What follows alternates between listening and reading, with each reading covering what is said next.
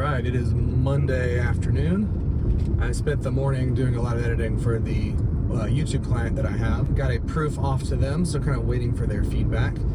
Last week I was talking to my client at the plant nursery, and they asked if we could do a quick little short for Valentine's Day. So I'm off to Target. I'm gonna get a bouquet of roses and a vase, and we're gonna set up like a little studio in the garage to get some content that we can use to make a little kind of tutorial of how to keep your bouquet of roses fresher for longer. This is probably something we should have talked about back in January. I'm still kind of learning this whole retainer thing and like looking out to the month ahead. So we're gonna try and make some magic happen here and surprise and delight this client a little bit. So hopefully they wanna keep this retainer going this summer. These are my options. We have some old stuff like this, so I'm gonna go with that. All right, so I've got the flowers inside in some water. I'm gonna grab some equipment out of the car and kind of try and turn all this into a bit of a set. So let's get to it. All right, sticks. I think I'm just gonna do the negative fill side of a reflector for the background. Sandbag. Use this to clamp it.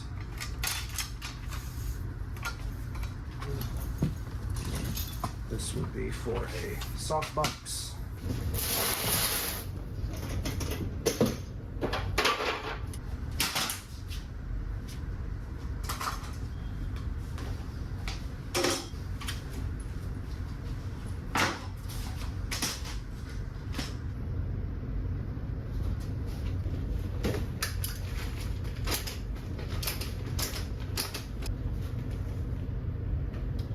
Might need an extra sandbag. All right. So I think I said in the last video that I'm running Pocket 4Ks. So that's what we're going to use right now. I've got it in this lovely Harbor Freight Apache case to where I can just basically lift and slide.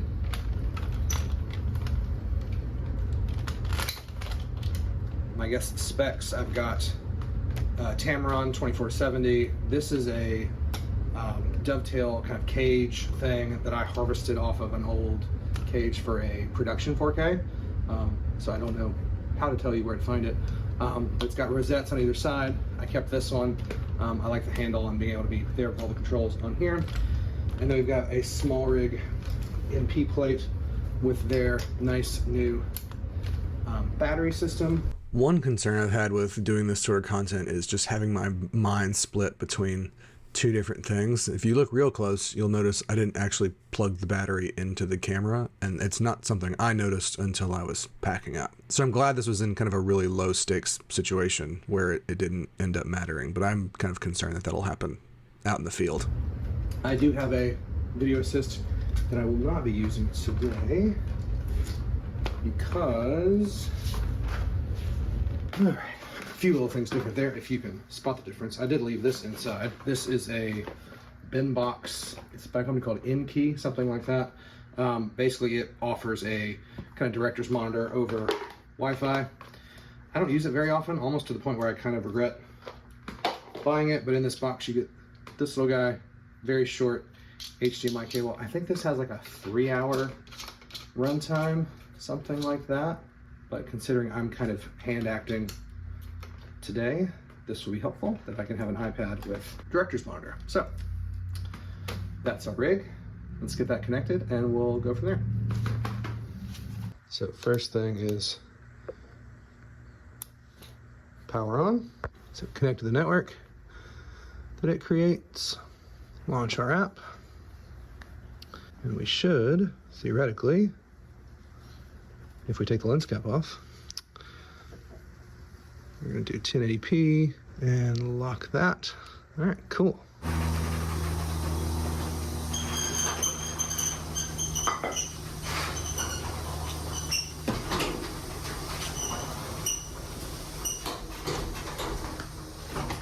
Got a music stand over here. which is clearly the best director's monitor you can have. Put that flat. iPad can go there.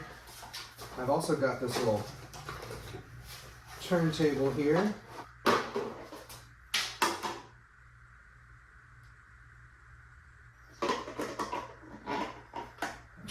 That takes a giant battery.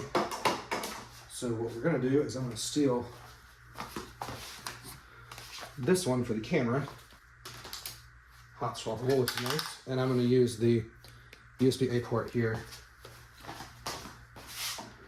to power our turntable. It works, sweet.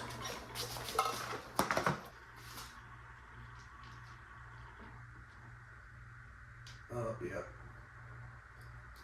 It's actually doing it. Something like that. We're definitely gonna have to worry about finger smudges. And we don't even see the vase. We just focus on the flowers. So we're at 70 now. Let's scoot in a little bit. I'm focused on lighting right now. Obviously I gotta get those roses to rotate kind of symmetrically, and I think once I cut the string around it, it'll be fine. But one other, got a little twine back here on the pegboard. I'm gonna try and tie these kind of like this, so we're not getting as much fall off, and I'll just get a whole bunch of this. You know, it's funny, when I was in college and high school and kind of getting into all this, I feel like I used to do this sort of stuff all the time. It's like, okay, here's a scenario, let's, you know, MacGyver our way to figure out how to do it. And I feel like I just don't do that as much anymore.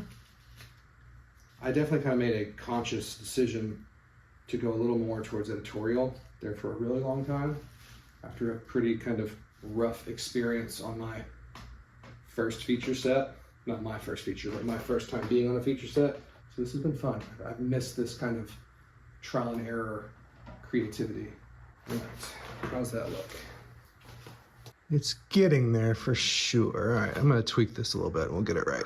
All right, so I trimmed them down so they are sitting a little bit shorter in the vase, and I feel overall pretty great about that, given kind of our short time frame. And I think I might just start here with all this negative space to give us lots of room for text afterwards. All right, we just let this roll for 30 seconds or so.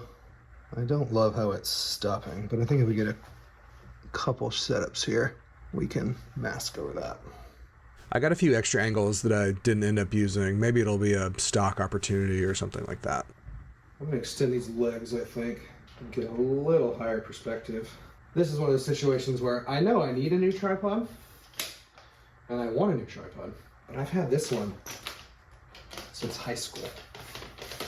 I actually bought this, I mentioned the XL2 in the last video. I bought this with my XL2 once I realized the rinky-dinky photo one I had at the time was not going to cut it.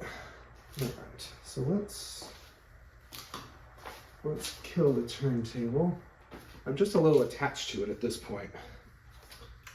And it's one of those things where, like, you know, your hands go naturally to all the different controls and things. It's so much muscle memory. The thought of doing anything different is pretty wild. One change that's been amazing has been upgrading to this larger car. This was my wife's car before we had our second baby, and we kind of upgraded to a bigger family car. Before this, I was in a Chevy Cruze hatchback, and before that, I was struggling in a Mustang. So having the extra space where all this support gear can be just loaded up and ready to go at all times has been a game changer.